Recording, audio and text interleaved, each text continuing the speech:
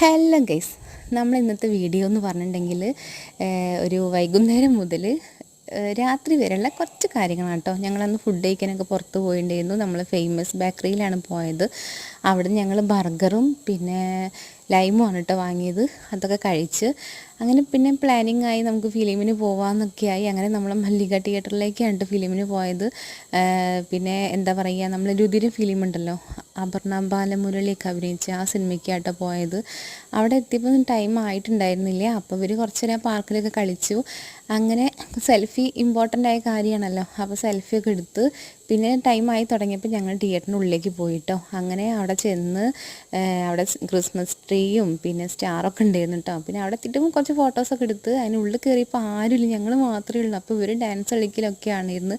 പിന്നെ ഫിലിമൊക്കെ തുടങ്ങി ഞങ്ങൾ കണ്ടു. അങ്ങനെ വീട്ടിൽ പോയി. അപ്പോൾ ഇത്രയേ ഉള്ളൂ വീഡിയോ. അപ്പോൾ എല്ലാവർക്കും ബായ്.